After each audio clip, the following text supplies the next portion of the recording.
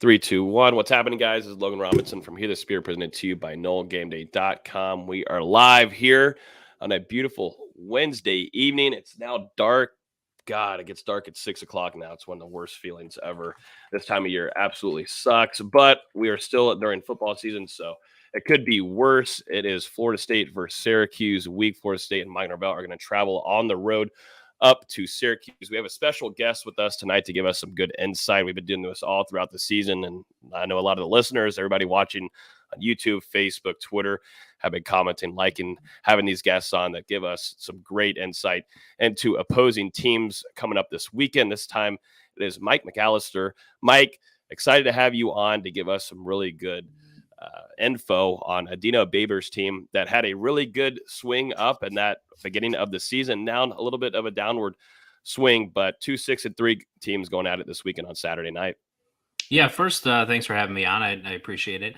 But yeah, you hit the nail on the head. They started out 6-0. They were up to 14th in the country, and going into that Clemson game, there's a lot of chatter about them. How good are they? Are they for real? And they kind of controlled that Clemson game for most of it. Went into the fourth quarter with an 11-point lead, and I think at that point everyone was looking at Syracuse like they were for real and that they were a team to be reckoned with. And then they blow the fourth quarter against Clemson.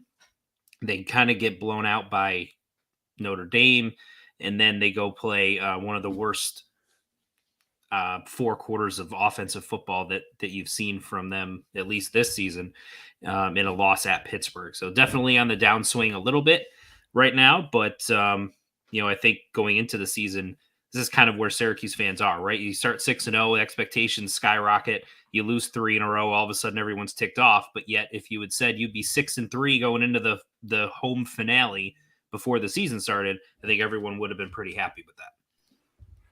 For sure. And like you said, Syracuse got off to a really good start, struggling here as of late. Some injuries have contributed to those struggles. But I guess, in your opinion, what have been the biggest factors in that 6-0 start and then now in the 3-game skid? Well, the Clemson and Notre Dame games I kind of set aside because those teams are supposed to have a lot more talent than a team like Syracuse, especially with the way they recruit. And Notre Dame especially was just a really bad matchup for Syracuse with the 3-3-5 defense that they play. Their defensive line is generally a little bit on the undersized side, especially in the middle of the defensive line. And we know Notre Dame's offensive line is usually massive, as a bunch of future NFL guys on it. And they just ran the ball down Syracuse's throat, and there wasn't much Syracuse could do. From the injury standpoint, you mentioned that's part of that as well. They lost starting defensive tackle Terry Lockett for the season. They've lost one of their starting linebackers, Stephon Thompson, for the season. They were 2 guys that they counted on quite a bit to help stop the run, so that certainly has hurt them as well. But then the game against Pittsburgh, that was a situation where they didn't have Garrett Schrader, and I think the whole offense just took a giant step backwards behind their backup quarterback, Carlos Del Rio Wilson. Del Rio Wilson's a former 4-star quarterback, went to Florida out of high school, transferred out because he didn't think he was going to get playing time, came to Syracuse to try to be the future quarterback there.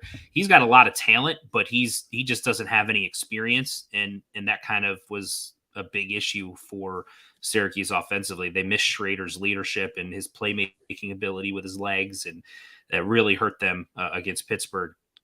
The other issue has been that they haven't run the ball nearly as well this year as they did last year, which you wouldn't expect when you've got a guy like Sean Tucker and you've had Garrett Schrader for the first 8 games of the season. You'd expect that they'd be running the ball really well. And yet even though they've been one of the top, 2 or 3 teams in the ACC in terms of rushing offense this year, it hasn't looked the same as it did last year when it was, with Sean Tucker had just a monster year. Part of that is due to some issues along the offensive line. Part of that is due to Sean Tucker just hasn't quite looked right. We don't know if he's dealing with an injury. Syracuse is usually pretty tight-lipped with that. But also, they lost their lead blocker, Chris Elmore, in the season opener. And it's hard to replace him. He plays fullback, tight end. He's good in pass protection, but he's an outstanding lead blocker. And they haven't had him since the first half of the season opener, and I think that's hurt the run game as well. So kind of all of those factors have sort of reared their ugly head in these last 3 games. Yeah, Florida State went through a 3-game stretch too where they were hurting a lot with injuries and ended up costing them with losses. Going just strictly to Schrader, what are your feelings about him and potentially being available this upcoming weekend? Because, like you said, that changes a lot of the flow there for that offense. His leadership is huge. Florida State's seen a big jump with leadership too with Jordan Travis and how well that offense runs. So it goes the same way for Schrader on that side of the ball for Dino Babers coming into this game. What are your thoughts? I know that y'all don't really get to go and see the practices. Y'all have the press conferences on Mondays, and you know how college football coaches talk. It's either we're going to find out on 7:45 when we're going through warmups, or we're just not going to find out at all until the snap happens. What are your feelings on if we'll see Garrett Schrader out there on Saturday night? We definitely get a lot of coach speak when it comes to injuries. And Dino Babers' famous term is he just says that Garrett Schrader has an owie. That's how he refers to it. If the guy's not out for the season, he has an owie. That's what Dino says, and that's basically all you get out of it. So, I kind of have a feeling that he's going to try to gut it out and go this week. We won't know officially. It'll be one of those game time decision type of situations. But I just kind of have a feeling he's going to try to gut it out, especially after watching the way that, the Pittsburgh game went down and how much they struggled offensively. But he's got to be healthy. He's got to be healthy enough to at least run the football. That was kind of the issue in the Notre Dame game was he was hurt going into that game. He apparently had hurt himself, I think, during practice the week before. And he's usually a quarterback that's very mobile and runs the ball quite a bit and quite effectively, can turn plays where teams seem to have him ready to knock him down for a sack, and he can escape pressure and turn that into positive gain and scramble and pick up third and long with his legs. And yet against Notre Dame, he had one run in the entire first half, and then he got taken out because he was too hurt to go the rest of the way. If he's not healthy enough that he can take off and run, even if he's out there, I think that puts Syracuse's offense at a significant disadvantage against the Florida State defense that's fast and athletic and has some players I really like on it. And, so it's going to be interesting to see if he does go, exactly how healthy he is. Because if he can't run the football, personally, I think you're better off going with the backup. Everyone kind of knows about Sean Tucker. That's really the offensive star when you look over at Syracuse. I know you've mentioned he's had maybe a little bit of a slow start here this year, but still a guy that's over 700 yards on the ground, has scored 9 touchdowns. He's a capable weapon to be dealt with. But outside of that, the rest of the Syracuse offense, can you tell us about some of the other playmakers that we can expect to see on Saturday night contributing for the Orange? Yeah, the number one guy that you're going to want to look at is Oronde Gadsden. He's been the number one target in the passing game. He starts at tight end, but he's kind of a tight end wide receiver hybrid. They do a lot of things with him. They'll line him up in the traditional tight end spot. They'll put him out in the slot. They'll even put him outside once in a while. But he's, if the name sounds familiar, he's the son of former Miami Dolphins wide receiver Oronde Gadsden. Same name. So obviously he's got NFL bloodlines, and he's a great route runner, has excellent hands. He's one of those guys that he's too big for a defensive back, but too fast for a linebacker type of guys. And they've used that to their advantage a lot this season. So he leads the team in catches, receiving yards, and receiving touchdowns. So in the passing game, he's definitely the guy you're going to want to keep an eye on.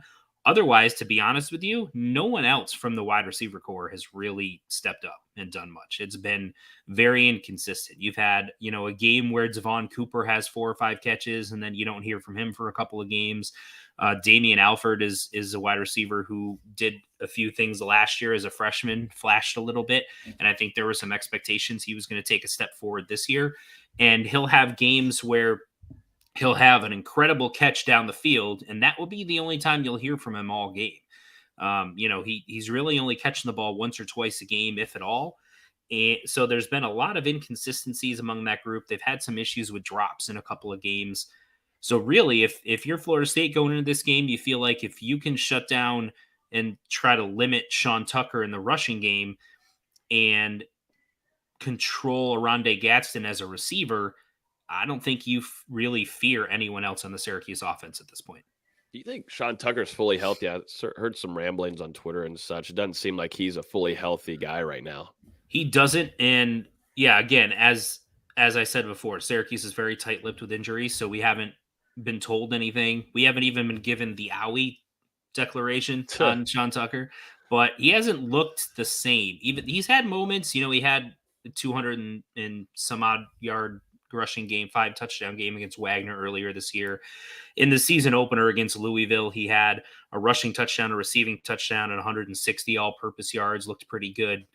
He's had a couple of other moments against NC State. He had, some good moments there, but he really hasn't looked like the same explosive, dynamic player as he did last year. Part of that, I think, is the offense trying to be a little bit more versatile and not rely on him to create offense all the time. So part of it is offensive philosophy, but even when he has touched the ball quite a bit, he just hasn't quite looked the same. He's gotten up slow on multiple occasions. So I've wondered all year if there's something that's going on with him, some sort of nagging issue that we don't know about. On the positive side of things, what do you think Syracuse this year, going on that run there, what do you have seen the most in growth out of Dino Babers this year? And, Florida State Dino Babers coaches a really good game against Florida State. He's done that in years past. Last game being 33-30. What do you think the biggest growth you've seen specifically from Babers' team? I think it was offensively. Defensively, he kind of turns that over to Tony White and lets Tony White do his thing. And since he's come over a few years ago, the Syracuse defense has been pretty good with that 3-3-5 scheme, and they're pretty good again this year, especially in the linebackers and in the secondary. Defensive line obviously is a weakness, as I mentioned before, but the back end of the defense is really good. So offensively, though, last year they had a lot of issues with not being versatile enough to throw the football. It was run, and teams, as the season went along, were stacking the box against Syracuse, putting 8-9 guys in the box and saying, we're daring you to throw the ball, and Syracuse couldn't. This year, the offense has been better, more versatile, and keeping teams honest because they've been able to throw the ball a little bit. They've used the middle of the field, which they didn't do at all last year. They've thrown the ball to the tight end position, which they didn't do at all the last couple of years. So it's really those types of things. And, I think being willing to stick some young players in there from time to time, which, hasn't always happened in years past.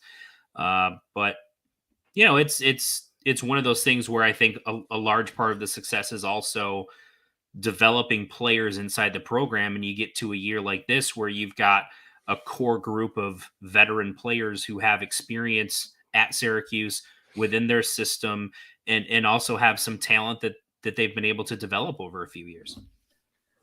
Going over to the other side of the ball, seemed like Syracuse during that 6-0 start, defensively, they really did a good job of limiting the run. I think we're allowing under 100 yards a game during the 6-game winning streak, and now over these 3 losses have allowed over 230 yards a game, as well as 8 touchdowns on the ground in these past 3. So Florida State, obviously, they're going to be running it a lot with that 3-headed monster of Treshaun Ward. It seems like he could probably be back this weekend. Trey Benson and Lawrence Toafili. What do you think? It seems like Syracuse is going to have to limit Florida State's rushing attack to be able to pull off a win in this game. So how do you think they're going to be able to do so against all of those backs that FSU has?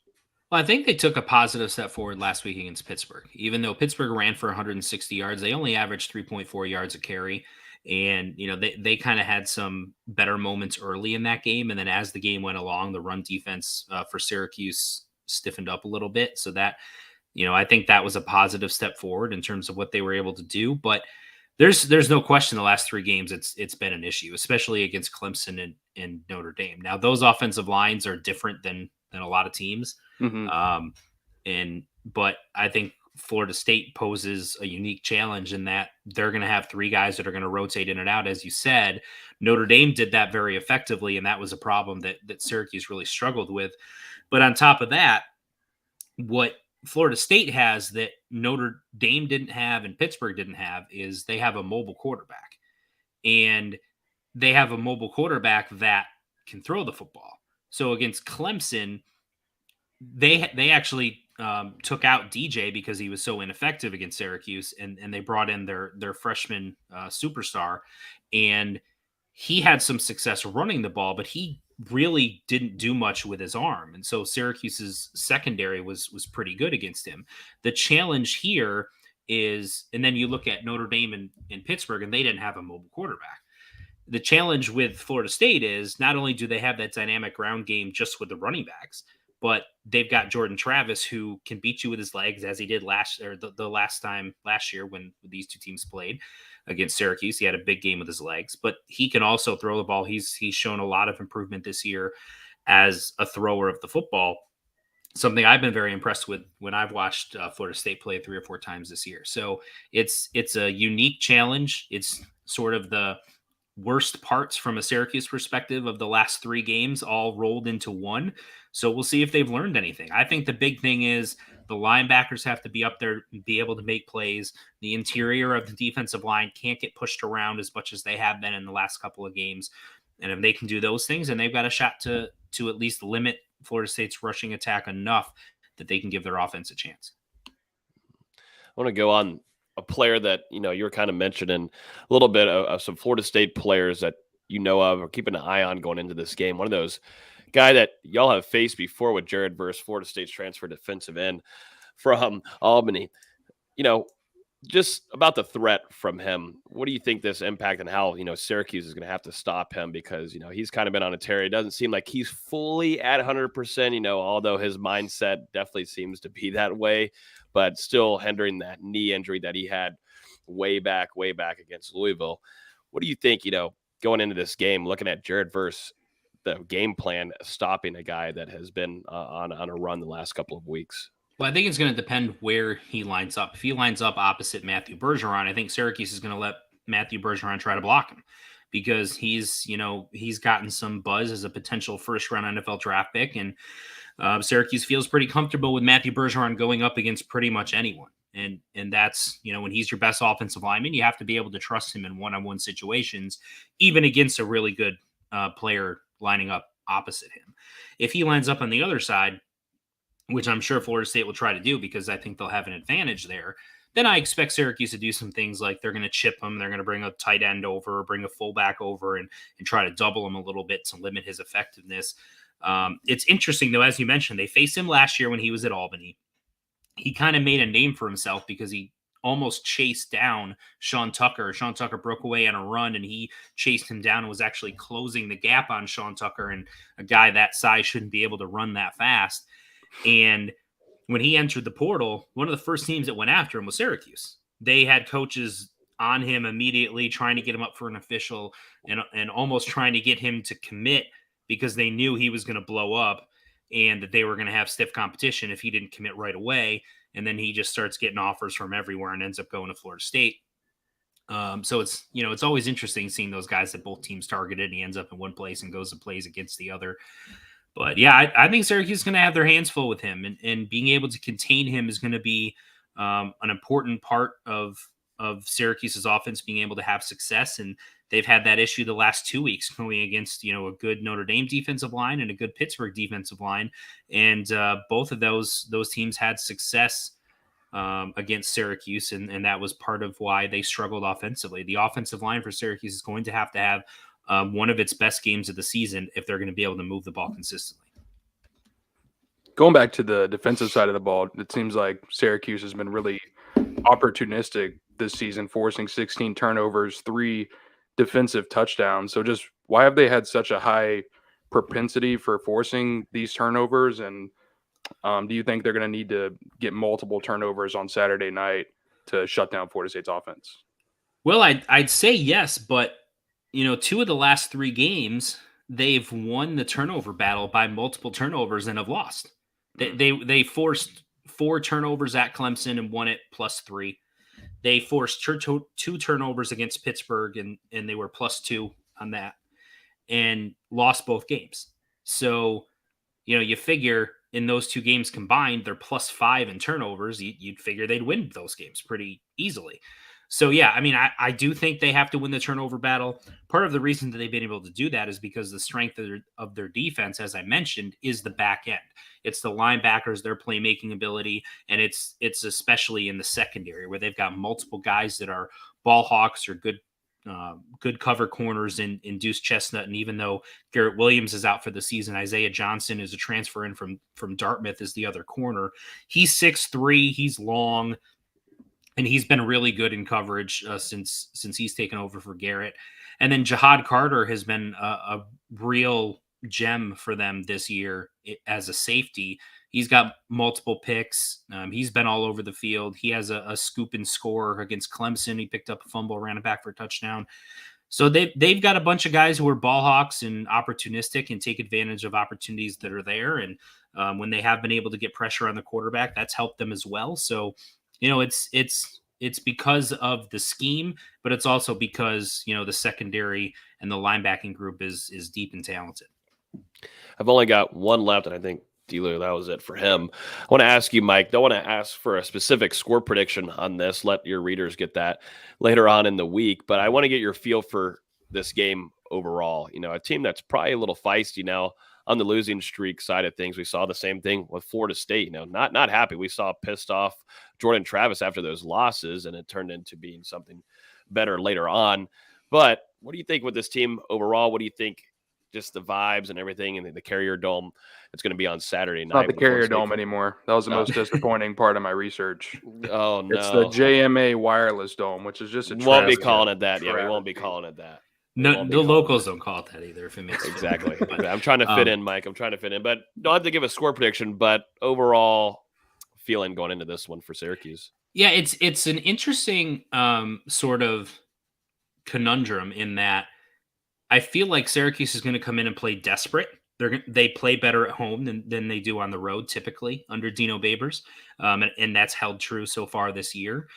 But at the same time, I think Florida State's a bad matchup for Syracuse in a lot of ways. The Florida State's rushing attack being one of them. Syracuse's offensive line hasn't been that good in the last 2 games, especially. And they were without their starting left guard, Kalen Ellis, in the last game. We don't know if he's going to be back for this game. That's a huge part of their rushing attack, is he's a very good run blocker. And he's a huge guy at, like 350 pounds or so. So, I think there's going to be some issues there, but I do expect Syracuse is going to come out and be desperate and play hard and play with a lot of energy. And as you said, play a little bit pissed off because they lost 3 in a row.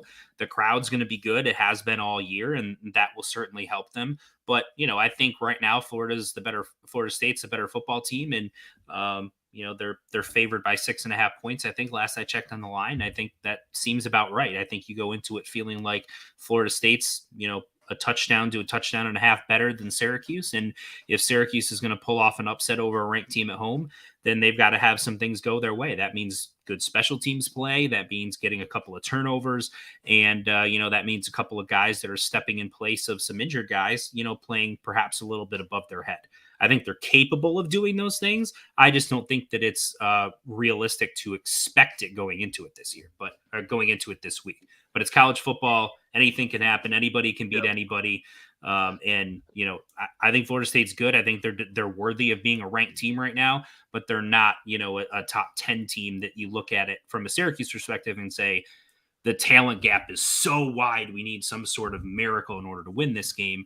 You just say, well, we need a couple of things to bounce our way. And Syracuse is hoping that the home field advantage can help some of those things happen.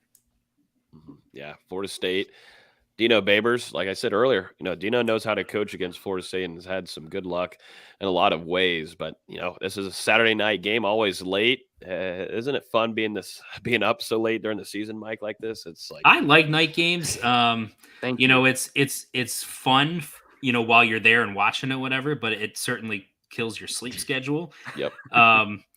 But I think, hey, if we get a game that was as entertaining as last year's was, I think everyone, regardless of, obviously one fan base is going to be upset at the end of it, but from my perspective, if it's a game as entertaining as last year's was, back and forth and right down to the end, I think you can't ask for much more than that.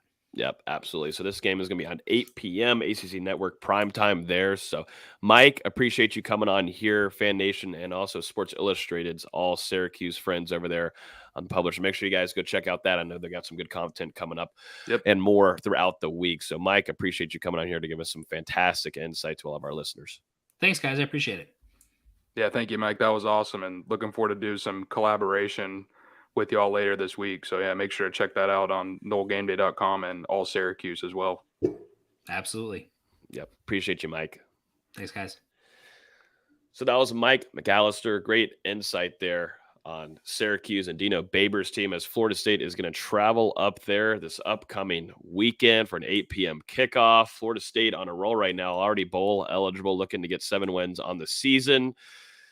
Before we move into the rest of the show, already heard a lot from Dustin Lewis, our editor-in-chief at NoGame.com. Down below is Austin Veazey going to bring back the banner below where it says that he's sad about Florida State's basketball season so far, but he's our lead basketball writer who does a fantastic job no matter what the score is nor the record. Does a great job for NoGame.com. But Veazey down below. Gentlemen, great stuff there from Mike. Florida State is going bowling, gentlemen. I know we already did our instant recap to the Miami game, which was definitely fun to talk. That was our longest one of the season. It's easy to do that when Florida State has a dominating performance like they did. But what a fun week it's been overall, if you don't include basketball into there, to see FSU Twitter just absolutely bullying the Miami Twitter all throughout the week.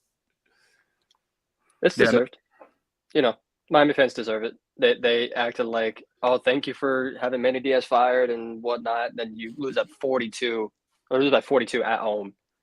All the jokes were flying, from hairline jokes to your team sucks jokes. They were all there, and it was fun to watch. And not only that, I mean, the team is having a lot of fun as well. Obviously, Florida State has moved back into the top 25, 25th in the AP poll, 23rd in the college football playoff poll, which first appearance there since 2016 for the Seminoles. And I mean, that's kind of continued on to the practice field this week. The players, Logan, I think we can both say they're having a lot more fun. It's a lot more loose out there than it was during that 3-game losing streak a couple of weeks ago. You know, you're seeing a couple more smiles, some more fun, but then the practices have also still been intense. There's been execution, and it seems like this team's really focused on trying to finish the season the right way, which, you know, they're already bowl eligible, but you win 2 out of the 3 or 3 out of the 3 final regular season games, you're talking maybe a premier bowl destination. And I mean, that changes things for Mike Norvell and Florida State. As always, you can listen to podcasts on iTunes, Google Play, Spotify. If you're on iTunes, feel free to rate 5 stars. Leave a review if you're on YouTube. Hit the like button, share with your friends. We're live every Wednesday evening at 8 p.m. We're always trying to bring on a guest. So I appreciate Mike hopping on here earlier. If you're just got on here, make sure you guys go to the beginning of the show and listen to that preview there. And we'll be giving our score predictions near the end of the show. Also getting our thoughts from Austin after a pretty embarrassing loss, one of the worst in program history under Leonard Hamilton, the Florida State basketball team. But let's head to some positive things here. We did a full 30-minute recap, so there's not much more we need to do on Florida State versus Miami, where they went down and won 45-3. But let's jump into a few practice notes. D-Lou, we were there Tuesday and also today. And also let's talk some quick hitters regarding Sam McCall and a position change for a true freshman on the offensive line. Let's start with Sam McCall, because that one's a little bit more earlier in the week, which happened after Florida State takes down Miami. You know, you start seeing a post from Sam McCall, Florida State's highest rated recruit coming into this class from last year. You know, a really promising player in that defensive backfield for Adam Fuller and Marcus Woodson. He puts out on Instagram that he has intentions on transferring. Then he puts out an Instagram story saying that nothing is official yet. And then that Instagram post gets taken down. The story goes down. And then we see him at practice on Tuesday morning. D-Lou, you put out a piece about it. But, you know, we talked with Mike Norvell on Tuesday. Also, he tipped at it a little bit today again, but more on Tuesday, saying, no, I was 18 years old once. And he felt like this was just an emotional thing. I kind of go back and look at Azrae Thomas on getting that interception against Miami. Maybe there was a little bit of some playing time jealousy there of somewhat, but he's back in the fold. He was back practicing Tuesday, Wednesday, and he looked good. But you want to have Sam McCall back in the fold, because he's going to be a factor next season if we're talking Jamie Robinson and Akeem Dent leaving next year.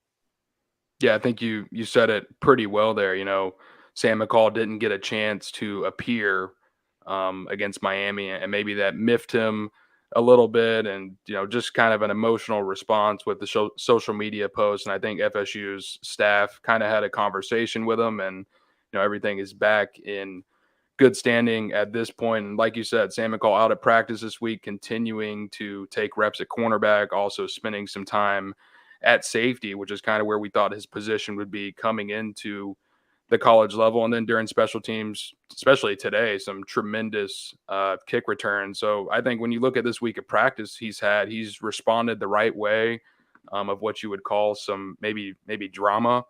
But regardless, I think McCall's bounced back. The coaches there's nothing there. They're still coaching him the same way. I saw there was a miscommunication today in the defensive backfield, and him and Adam Fuller had a good talk about it for a couple of minutes. Then later on in practice, Sam McCall read Tate Rodemaker perfectly and bounced and was right there for an interception. Went through his hands, but regardless, was in the bounce back and was in the right position to make a play. But I just think, you look at social media, these are 18, 19-year-old, 20-year-old kids. Sometimes some of this stuff is going to trickle out. I think Florida State would have wished they could have kept this more of in-house. But regardless, I would consider this issue, if you even call it an issue, squashed at this point of the season. Obviously, the NCAA has instituted transfer portal windows now, which I believe the first one will open up in December-ish once the bowl games are announced, if I'm correct. I'm still not 100% certain on that. And then there's another window in the spring. So that's when we'll truly see if maybe McCall or some other players on the roster decide to enter their names into the transfer portal. But as of right now, not a whole lot to worry about. No, I don't think so too. Mike said it straight up. This is a younger player, and either there was some miscommunication on things. We've seen that throughout the last couple of years at Florida State, and things get fixed. And it was good to see him flash a lot throughout practices. And it's not like he's not getting opportunities. He's not on scout team.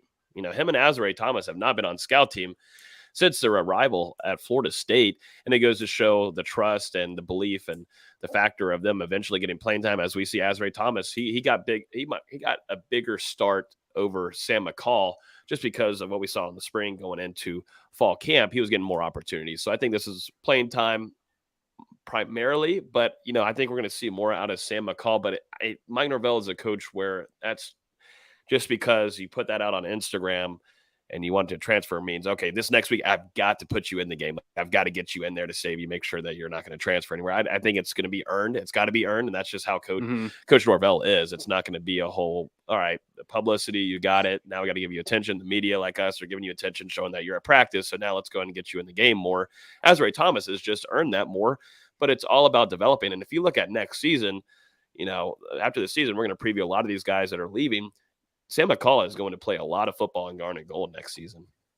Right. And I mean, I think at this point, maybe a little bit of a short-sighted move because like you said, Jamie Robinson and Akeem Dent, it seems like they're both primed to make that move to the NFL following the season. And with Sam McCall taking increasing reps at safety, that could mean a potential move there and to be a replacement alongside Shaheem Brown for those two guys. So we'll just have to see how it plays out. I think Thomas has refined a little bit more quickly at the cornerback position. And I mean, when you just look at it, Renardo Green, Kevin Knowles, Amarion Cooper, Jarian Jones, there's guys in that room that have played a lot of football at Florida State. And it's going to take a certain something that the coaching staff is going to have to see for them to put a true freshman in over those guys who have already played in these big moments. I know there have been some ups and downs, but they have been out there and have contributed over the last 2 or 3 years at Florida State. So McCall just hasn't shown that just yet. He's a little bit raw, but over time, this kid definitely has the skill set, the capability to be a difference maker at Florida State. And it's different for every single player. I don't think progression is a linear thing. Some guys can come in and contribute out of the gate. Some guys, it takes a couple of years. Look at the progression that Jordan Travis has made over 3 or 4 years. It just takes time in a college program and a certain system. It just takes time for different amount of time for every single guy. And I think McCall is eventually going to get there. Oh, absolutely. We saw it in the spring. We saw flashes. We were writing about it, tweeting about it. Sam McCall, physical attributes, everything like that. And you got to be excited about hopefully having him back and, rolling next year alongside Azare Thomas too. There's a lot of positivity. Definitely, we've seen him they've been testing the waters a little bit at the safety position too, played it in high school. So I don't think there's too much to worry about right now. Mike Norvell and the staff took care of what needed to be done and got the communication over. So, I don't think this is something to really monitor too much heading into the rest of the season and into the offseason, which makes it crazy to think, oh, man, we're getting close to the offseason. Even though Florida State does have a bowl game, that is going to be fun. We don't have to just sit here and talk about the next season. We get to talk about a potential or a bowl game that Florida State will be playing on later next month. So let's jump into those college football playoff rankings real quick. Don't want to spend too much time on it, but it is damn worth noting. Since 2016, like you said earlier, D-Lou, Florida State back into the college football playoff rankings. It's weird now. I have not put on ESPN. I don't know about you guys. I have not put on ESPN to watch the playoff rankings since that time when Florida State was in there. So when I saw Twitter and I saw our Discord blowing up, I was like, oh my gosh, I guess I got to start watching Tuesday night on ESPN when they release those rankings. It feels kind of good to get. I know FSU fans too. Florida State, if they were to come away with win against Syracuse, they're going to be keeping a good eye on the TV on Tuesday nights. But, shout out to Florida State being ranked there now in the top 25 of those college football playoff rankings since all the way 2016. Shows the progression that the program has made under Mike Norvell, and they could be a little bit even higher up if they hadn't slipped up in one of those games against Wake or NC State or Clemson. And, number 23, it's a nice start for Florida State. Linebacker Kalen DeLoach was actually asked about it at practice today, and I think he said it's not good enough, and I think that's how Florida State should feel about this. It's good to be back into the top 25, but there's still ways for this program to climb to get back to where it belongs. I don't think I've watched the college football playoff rankings since 2014, and I heard those fools talk so much about game control that I never wanted to listen to them again. So as well as Florida State's been doing recently, I don't care. I'm glad they're ranked. They deserve it. And like Dustin said, if you beat NC State, if you somehow come back and beat Clemson, you're higher up. But I don't care about their opinion, honestly. It's definitely a political thing. I think it's just more of just showing the climb that Mike Norvell has had. I mean, now the theme that he's scripted is right on. I mean, the climb, and you look back at the NC State game where Florida State should have came away with the win there, and a lot of those other losses being one-possession games, it just shows the growth there that Mike Norvell has had. And it will be fun, though, to go back. Definitely if Florida State is able to come away with the win on the road this Saturday to see, hey, I got something to watch on Tuesday nights because there's nothing else. I know y'all got basketball, but I don't watch basketball that much until the Warriors get to the playoffs. But I don't even think you watch it then. I watched the first game and then I'm doesn't. like, oh, wait, they got to play again and again and again. But Tuesday nights to watch ESPN feels like old memories, man. I was back in high school during that time. Young buck. Dustin was still in college.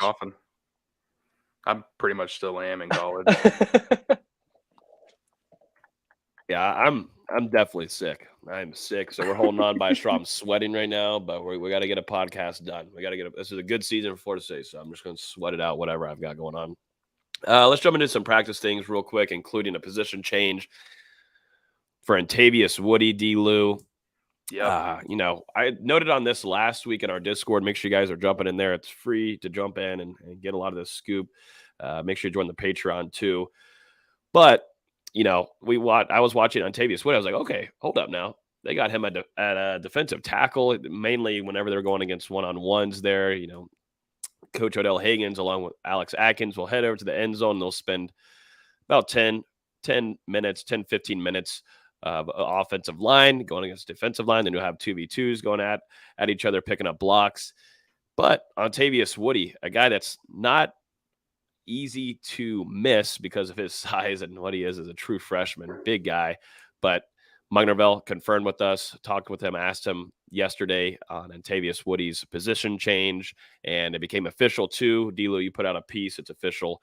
Antavius Woody over to defensive tackle, which he played at in high school. A lot of people wanted him at defensive tackle, but it seems like they feel pretty confident what they have at offensive line. If you think about it, they have a lot of true freshmen there at that offensive line right now, and they're only building into more of this upcoming class once they build and grab more guys. But Woody, now a defensive tackle. I personally am a big fan. If you go back and watch some of his tape, You get a lot of Timmy Jernigan vibes, just a really physical lineman that, Odell Higgins is probably licking his chops at what he can do with him. As you noted, saw this last week. Didn't know if maybe it was just for him to emulate Miami's Leonard Taylor on the scout team. And at the time, we had reached out to Florida State and asked about it, and they said that there was no official comment on any position change. And then on Sunday night, we were informed by the program that Woody had been moved from offensive line to defensive line. And I think for him, you just kind of see the natural instincts. You mentioned the physicality. That's the first thing that pops out. I mean, this kid's just trying to rip your head off. On Tuesday, going up against Thomas Schrader, I mean, just put him right on his back. And then today, just watching him in team drills over there in one-on-ones against the offensive line. He has a very low center of gravity, and he just engages you with the mentality that he's going to put you on your back. And I think that's exactly what you want to see from a defensive tackle. Maybe a little bit of, there's still some steps to make as far as understanding the system and technique. But if you have a guy out there that can violently plug up a hole and take out a blocker or two, that's exactly what you want from a defensive tackle. And the early signs have definitely been productive for Woody at his new position. And Mike Norvell sounds like he's been happy with that so far, and we'll see where it goes from here. Yeah, and Kanaya Charlton is one that went against him on Tuesday, and those two back-to-back reps, Tavius Woody won, and we've seen flashes from Kanaya Charlton. Kanaya Charlton's not a scout team player. That guy's dressed out in his number, and Kanaya Charlton is no small human being. We knew that since arriving at Florida State, but to see those reps and also put some guys on their back, that just shows, Woody, his physicality. Mike Norvell said he's at 315 to 320 pounds. I definitely think there could be some trimming done there, but he shouted out, he said he's been great in the weight room, and it goes to show too, his power is enormous. So if you look now at that defensive line room, Dustin, Odell Higgins, he's like, I'm coming back next year. I got another year of coaching, man. It just won't ever end.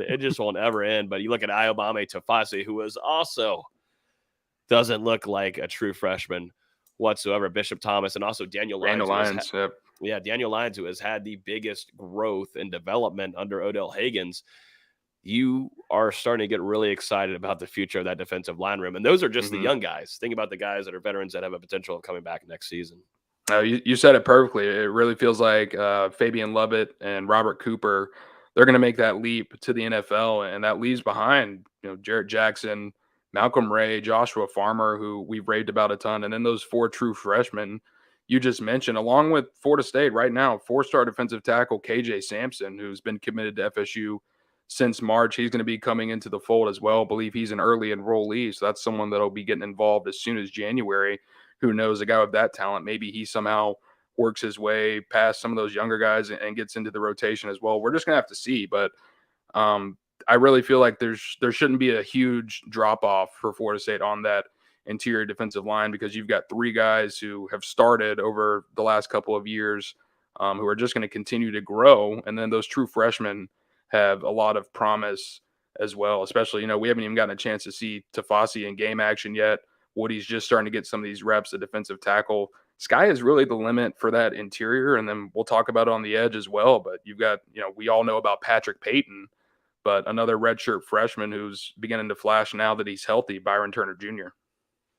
Yeah, I know. Let's jump into some practice observations real quick before we let VZ go and give his take on basketball real quick. Yeah, we need to do that. Yeah, let's go into some practice observations. Byron Turner, I know you want to mention him. You always keep a close eye on him throughout practices, but all throughout the week, the main thing that I'm getting out of this, the theme, is a happy squad. It makes sense. Yes, you just beat your rival, and you got a winning streak going right now. But Florida State, the coaching staff, the players, the competitiveness, it doesn't feel like we are in almost close to the middle of November to me, Dustin. Like, this team was banged up earlier. This team is getting healthier and healthier and healthier, and that we'll talk about that going into the Syracuse preview when we give our predictions. But this team is excited to be out there, excited to compete. A lot still of accountability too, a lot of listening, a lot of hard coaching too from Mike Norvell. The energy just doesn't stop. But just the theme overall, man, this team really likes being out there together right now with one another. For sure. There's been no drop off in practice. I know whenever we had Jakai on here last week, talked a little bit about maybe some guys can not get caught going through the motions, but you just kind of get used to the daily grind of going to practice and preparing for the opponent, especially now when this is your 10th time doing it this year. But like you said, Florida State, they're having a ton of fun out there. There hasn't been any drop in the focus or the intensity. And, these guys, they're just enjoying playing football. I know Mike Norvell said earlier this week that this is some of the most fun that he's ever had coaching football. And I think it's just seeing the hard work pay off. These guys did a lot over the offseason and the tour of duty and spring practice and over the summer. So for Florida State to have this type of winning season where they're able to achieve postseason eligibility with still, a quarter of the year left to play, there's definitely some positive vibes going through the program. And it's just showing that what they've done has paid off to this point. And I think they're just looking forward to continuing to kind of reap the rewards here. You're muted. One player that really stood out to me this morning was Brian Courtney, true freshman tight end that dominated in the red zone catches, one-on-ones. And got to say, they were against two veteran safeties with Akeem Dent and Jamie Robinson. Jamie Robinson was not so happy. He sat there, looked at the video board, and was like, what? The world ref, you going to help me out there? They were definitely contested catches, but sure enough, no, there was no flag to be called there. Brian Courtney with two really solid reps. Mike Norvell giving a lot of praise to him after practice and after the catches there that he had. But, a lot of people very high on Brian Courtney. I'm growing into that too, seeing him develop there, and also had a big catch there on fourth down from Tate Rodemaker against Miami last Saturday night. You're seeing the growth there from Courtney, and it is fun to watch him. Definitely when he's coming down, he's just got really good hands, man, when he's in those contested good coverage from, and it wasn't like these guys were far off. It wasn't like Brian Courtney beat him off on a route or anything.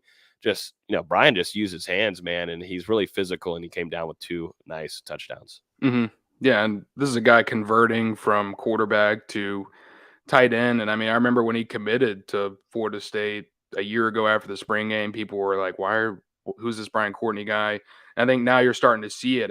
He's gotten to Florida State, looked raw in the spring, and then slowly it's just starting to look more natural now at that tight end position. Like you said, one of his best practices to date today, where he was able to seal off Jamie Robinson and Akeem Dent using that 6'4" frame in the end zone and just not letting them get by with two strong contested catches. And there were some other plays where he didn't run his route quite right. One of them resulted in a Travis J one-handed interception. So there's still some things that the true freshman has to clean up, but you're definitely seeing the signs there. And Cam McDonald going to probably be moving on from the program this offseason due to eligibility. I believe, you're going to need someone to step up as a receiving tight end next year. Brian Courtney could very well be that guy. I was going to say, let's let Austin talk about his hoops because he's running out of time here. I was going to let one last thing, though, just to finish off some of the practices, some of the practice notes, too. Throughout it, watching Jordan Travis, I thought today, a beautiful ball down to Pokey Wilson down the sideline. Florida State on Wednesdays will practice a 1-minute offense starting on their own 25. Absolutely drilled a beautiful toss off to a fade to Pokey Wilson, which I thought was just gorgeous, which led into a Ryan Fitzgerald kick. Dustin, give us a great update there on field goal kicking, since that's the number one thing you go to practice for, with your notes on Ryan Fitzgerald, please. I do keep an accurate count of all of the kicking between Ryan Fitzgerald and the backup. But regardless, today, pretty solid day for Fitzgerald. He hit a 53-yard field goal on Florida State's 2-minute drive to begin practice. But actually, the defense decided to call a timeout on the play to ice Fitzgerald. Then he came back, hit another 53-yarder that probably would have been good from 60, hit two more later in the practice. Now we're talking about Brian Fitzgerald. He had those struggles to begin the year. Hasn't missed a field goal in a game since the Wake Forest matchup on October 1st. 4-4 on his last 4 attempts. I believe 17 out of 17 on his extra point attempts during that time. So credit to the kid for rebounding from that sluggish start. We talked about Florida State looking for a potential replacement there, and it's really tough for kickers to respond from those type of struggles. I think you really got to credit the coaching staff and Ryan Fitzgerald's mental fortitude to overcome that, get back to the fundamentals. And now he's starting to figure things out again. But Austin Veazey, one team that hasn't been able to figure things out. The Florida State Seminoles on the hardwood lost their season opener on Monday night to Stetson. What can you tell us about that? Not just lost. I mean, you could argue they got dominated by a Stetson team that is not good. A team that was projected to be, bottom third in the Atlantic Sun Conference, which if you've even heard of the A-Sun, raise your hand. I'm pretty sure I'm the only one. This is embarrassing. There's no other way to put it. You let a kid that transfers from Ball State to Stetson, played, in 18 games last year, scored 60 total points. You let him score 27. I mean, you talk about shades of Ryan McMahon, if you remember that short, skinny white kid from Louisville. It was the exact same thing. He even did the same. He's turning around while he's shooting from 30 feet away and drains it in front of the bench. Ryan McMahon did the exact same thing probably 5 times against Florida State. If you're gonna let Stetson do this to you, where they're just consistently, getting ball screens, getting the right matchup, taking that guy off the dribble, then either finish at the rim and kicking out. If you're letting Stetson do that, what are you going to do in ACC play when you're playing, Duke and Carolina and Virginia, who has Kihei Clark, who's as good as anyone at breaking down someone off the dribble? What are you going to do then? Florida State's got to get some things figured out defensively. They really have to change the defense. The way Florida State plays basketball, I get it. They want to be in your face. They want to be pressuring you up and down 94 feet, speeding you up, forcing you into bad shots. But they're forcing teams into good shots. That's not what you want. And at the same time, the objective of this defense is to force turnovers. Stetson only turned it over 8 times. Florida State only had 2 steals. So if you're not achieving what you're supposed to be achieving, why are we in this defense to begin with? I get it's the first game, and sure, I might be overreacting, but it's Stetson. You let Stetson shoot 40% from 3. You let them out-rebound you. Yep. Something's got to change. I get it. Florida State only has 8 people active right now.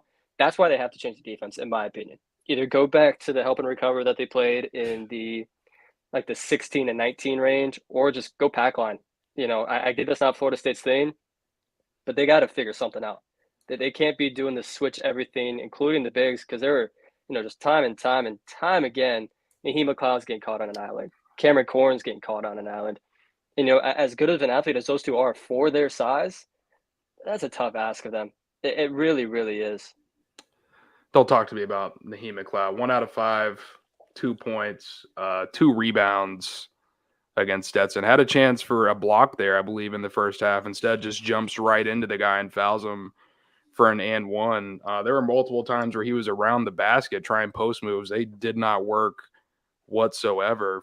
So for a 7'4" center to play like that against Stetson, is there anything positive to look forward to in this front court, VZ? Because it felt like not even just the front court, but the team as a whole really struggled to finish around the basket. And then you look at it from the charity stripe, wasn't very charitable. 14 out of 27 from the line. Brutal. That's not what you want to see from the Seminoles. Absolutely brutal. I really liked what Cameron Corn gave Florida State offensively. As a true freshman, I don't think any of us were expecting to play that much, before guys started getting hurt. But he looked pretty good Monday night. And honestly, so did Tom House. Everyone was like, what is this signing when he committed? But, at halftime, he was your leading scorer. Mm-hmm. He's confident. He's got a little bit of swagger to him, and he's not afraid to take a tough shot. That's something Florida State needs, honestly. And Darren Green wasn't great Monday night, but he also played 38 minutes. It's kind of tough to ask a player to do that in this kind of system where, it's a constant motion offense. You're constantly switching on defense. And Stetson was targeting him in one-on-one matchups defensively. So, yeah, I get he has a bad shooting night when he's literally playing every single possession as the primary target, whether it's offensively or defensively. That's great. So wait, now upcoming games for Florida State, switching things around, they're going to go on the road and face UCF, and they want revenge there too against UCF. What do you think? Because the big thing to me last year, you had transfers coming in. I think Leonard Hamilton was getting acclimated to that, and I just didn't see a lot of true leaders on that team. Whereas you go back in years past, having multiple leaders on that team led them to so many good games, good wins, leading them into tournament runs. Just feels like it's very bare right now. You're relying on a lot of young players right now. But the next couple of games, starting off with UCF, can Florida State bounce back? I mean, they don't really have a choice. Honestly, I mean, you're gonna know as much about any opponent as you will with UCF. Not only have you played them a lot in the last few years, you have a player that was just on that team in Darren Green Jr. who knows that system, knows that staff. May not know the players because UCF has like 8 or 9 newcomers, but he still knows that system, knows that staff, knows what they want to do and what their objectives are. I'm sure he's passing that information along, saying, "This is how we played at UCF, and this is how we got beat in all the games that we got beat."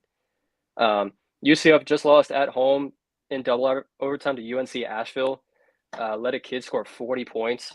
It was kind of incredible to watch. I was on the phone with somebody, and we were watching the game together because, we're basketball nerds and we're depressed. But it was just unbelievable to watch them lose that game to UNC Asheville. Again, UNC Asheville is not very good. It's a very similar situation to Stetson, Florida State. I think Stetson's worse and Florida State's better, but it's going to be about 13 total people watching this game Friday night. And sadly, I will be one of them. So with this loss to Stetson, is it time to panic for Florida State, or do you consider this maybe more of a fluke? At what point of the season, moving forward now, if Florida State loses to UCF, looking forward after that, you've got Troy, Florida, Mercer, Siena before you play Purdue. At what point early in the season, as it is in Florida State's integrating all of these new faces, they've got some injuries, but when does the panic meter start to rise a little bit for Leonard Hamilton? It really just depends how they play Friday night. I got to see how they respond. Is this a team that's going to just let them be pushed over and they're going to lay on the road like a dead possum, or are they going to fight back and, try and win a ball game? That's the big thing about all these injuries. I think Jalen Gainey was the biggest vocal leader just because he has that experience. And then you have a guy like Chandler Jackson, who I really think is going to be special for this team in the coming years. He kind of has that alpha mentality, bulldog mentality, and he hasn't played yet. And, I'm not expecting him to be that guy when he gets on the floor, whenever he is in this next couple of weeks. But especially Gainey, that loss was huge, not just defensively, but from a mindset standpoint of getting guys prepared. I think that was big. And then the Baba Miller news, I think, just took the wind out of everybody's sails. We can talk about what Baba's impact is on the floor, but you have to also view it from a team standpoint where they're seeing it going, why are they doing this to us? And, we can't really estimate what happened inside that locker room, but from the way they responded Monday night, it wasn't great. And also at the same point, I feel like the guys never thought they were actually going to lose that game to Stetson until there was about 6 minutes left, and they're like, oh yeah, we might actually lose this. And then you finally started seeing that hustle, that get up. It was tough to watch. It was so tough to watch. As you said, a disappointing start. A lot of chaos around the team right now. We'll see if they're able to respond on Friday night at UCF. 7:00 will be the tip-off there. But Austin, real quick, I know you've got to head out of here shortly. I don't know if Logan's about to ask something about basketball. He looks kind of miffed. But Austin, can you provide your score prediction for Saturday night, Florida State Syracuse? Yeah, I'm expecting a big performance from the running backs. Even though Syracuse is a little bit better against Pitt, only allowing about 3.4, 3.5 yards per carry. Trey Benson, I looked it up earlier. He has forced 59 missed tackles in 89 rush attempts. Everybody that's ahead of him has almost 200 rushing attempts, and he is 5th total in missed tackles. Absolute beast. I know Syracuse's linebackers have played pretty well, but I think the Florida State rushing attack's gonna be pretty good.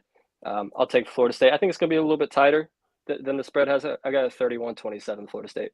Whoa, tight one. Okay, tight. I'm not as tight as you, but I'm close to it. Dino Babers always seems to play Florida State a little bit closer than he should. He does. I do think this is a different one. I'll give my score prediction later, but yeah. And I gotta go. Peace. Go to your meeting. 9 p.m. meetings should be against the rules, against the law, or anything. Actually, I've never seen anything like that. If you ever try that with me, I ain't sure. I know for damn sure. I know better than that, buddy. I know better than that. But let's jump into some Florida State versus Syracuse to end off the podcast, and D-Lou and I will give our score predictions. Overall thoughts on this one. We had Mike on earlier, gave us some good, info all around Syracuse and Dino Babers, what they're going to be bringing in this team. But, one thing that I took away from that, man, health, and it's really hurting for Syracuse right now. Whereas on the trajectory for Florida State, it is just going upwards, and upwards, where Florida State didn't even have to play Trayshawn Ward last week. We talked to Mike Norvell today about that, and he said, felt like if they needed him for an emergency situation, they could have thrown him out there, but didn't feel like there was really a need whenever you watch Trey Benson do what he's doing along with Lawrence Toafili. I think Florida State has a big-time advantage with being a healthier team coming into this one. Fabian Lovett expected to play for a third week in a row, adding into that defensive line, whereas Syracuse has struggled on the offensive line side of things. And, man, a healthy Florida State defensive line is a menace to any team in the country. Can't argue with that. As you said, and Mike said, Syracuse has had some real struggles up front with that offensive line. 9 different players have started a game for Syracuse in 2022, and they've allowed 28 sacks, which is an average of over 3 a game, one of the very worst in the entire country. So with the way that Syracuse likes to play offensively, which means if Schrader is going to play, Schrader and Sean Tucker are going to carry the load, not only with Schrader's arm, but he's going to get involved on the ground as well. Florida State, they're really going to have to shut down that rushing attack for Syracuse. And I think when you look at it over this 3-game losing streak for the Orange, they've only averaged 70 rushing yards a game during this streak. And that's not going to do it against Florida State's defense. They've really responded well the last 2 weeks against Georgia Tech and Miami. There's some momentum there on both sides of the ball. The offense firing on all cylinders right now as well. So, I mean, you've just got a hot Florida State team and, getting healthy at the right time, whereas Syracuse dealing with some injuries and in the midst of this losing streak. But at the same time, they're still a very capable and competitive football team. And like Austin said, Dino Babers, it always seems like he plays Florida State a little bit closer than you might expect. And that's kind of where I'm leaning on Saturday night right now as well. One thing I want to note on Mike Norvell on road games this season has been nice. I mean, understand you get the NC State loss there, and that definitely stinks.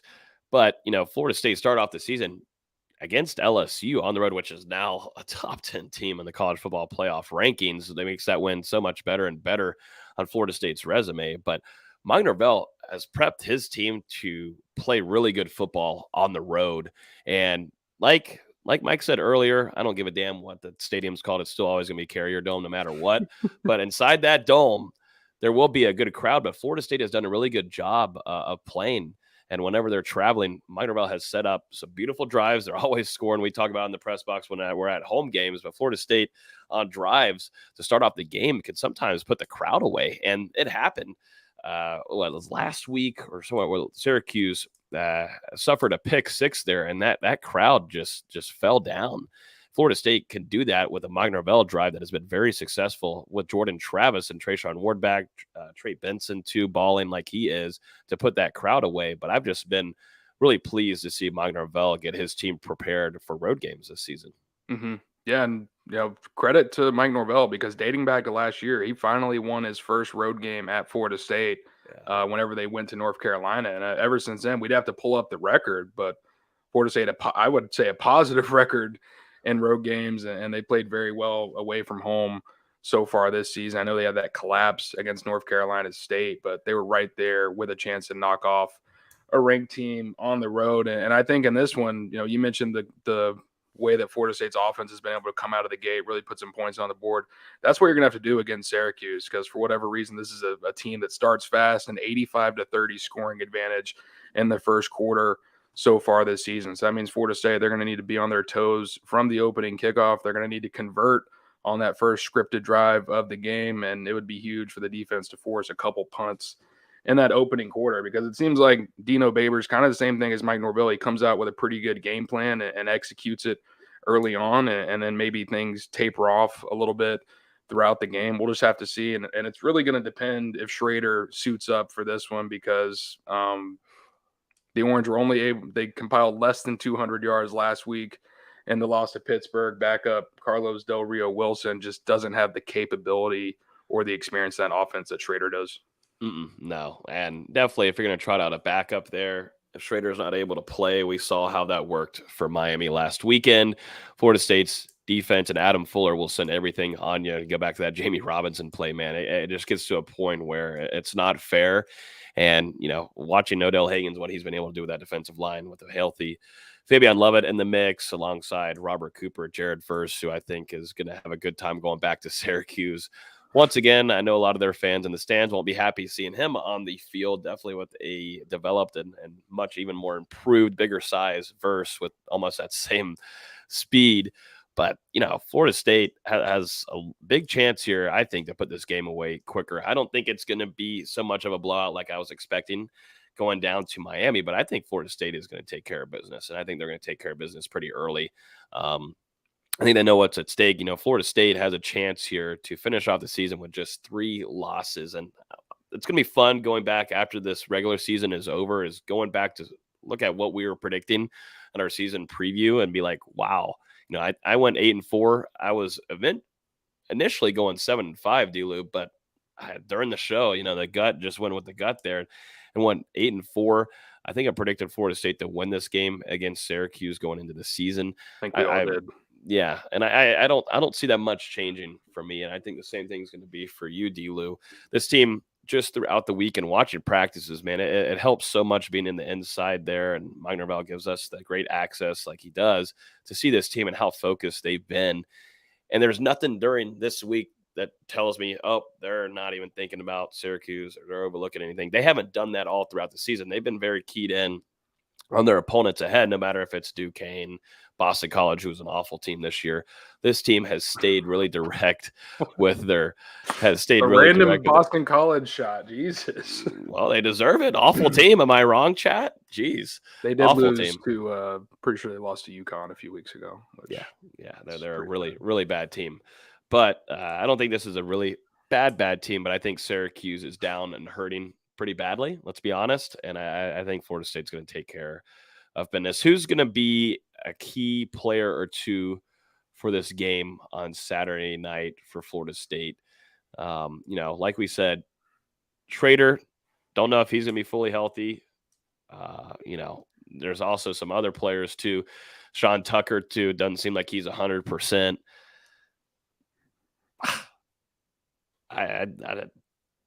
I'm just looking straight at the defensive line, and whatever they want to do, they can do. I'm gonna go straight. I'm gonna go.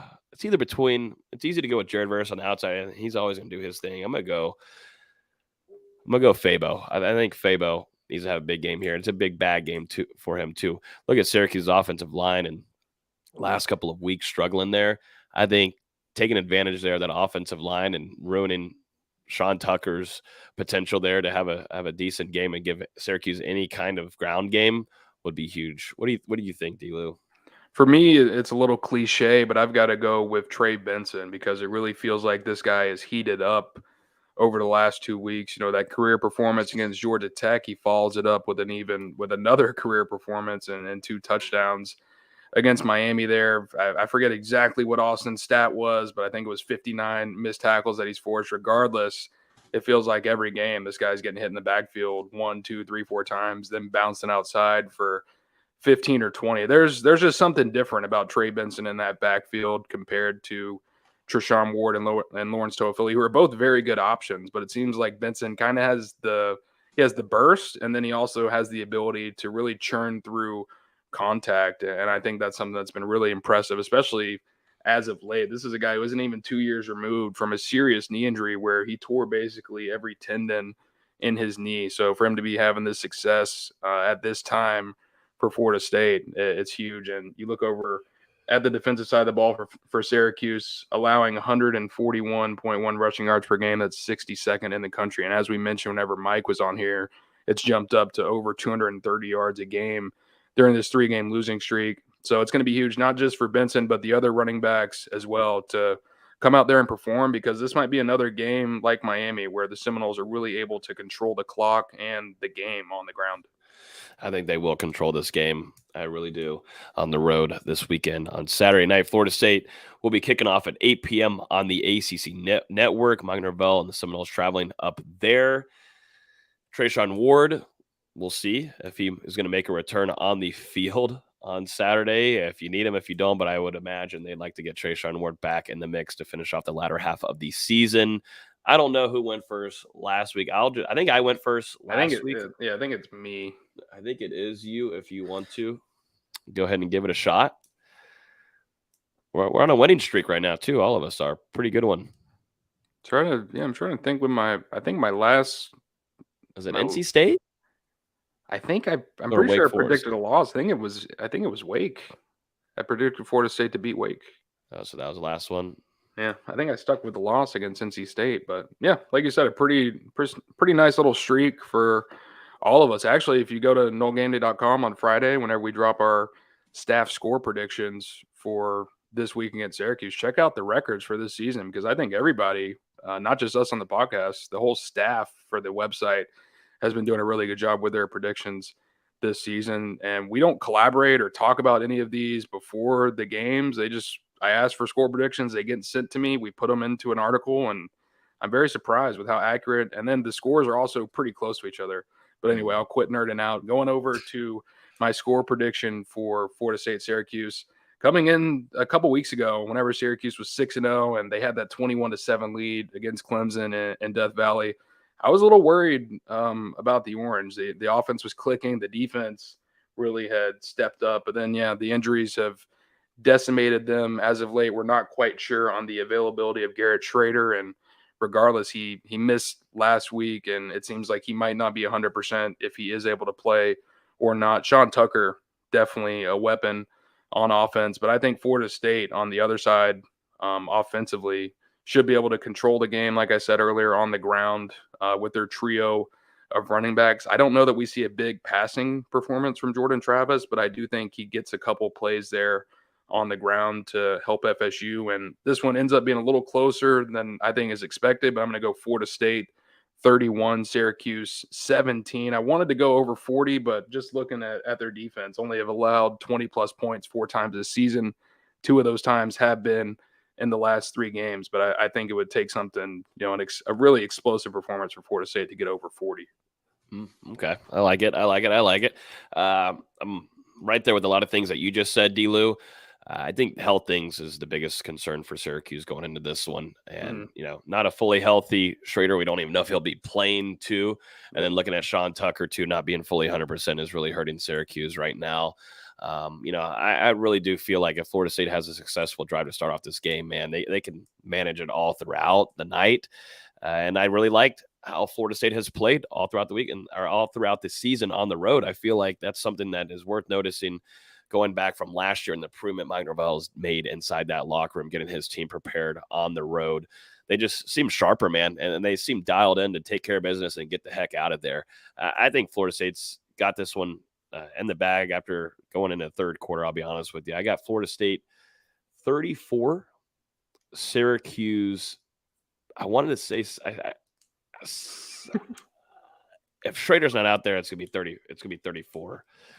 I don't know. 13. I'll be honest. I don't know if Syracuse gets over 10 if Schrader isn't able to play. I'm kind of projecting this based on him giving it a go, kind of like we saw from Tyler Van Dyke last week. We'll see which way it goes. Does he stay in the game or does he have to go out like Van Dyke? But if Carlos Del Rio Wilson has to go in there, I'm not confident that the Orange are able to have basically any offensive success against FSU. No, they're a better team than Miami. Last week, I projected Florida State to just take care of business and obliterate Miami. I think Syracuse, Babers always coaches a pretty good game against Florida State. Feels like almost like their Super Bowl throughout the season sometimes. But this one, it just ain't going to work, Dino. But I got Florida State 34, Syracuse.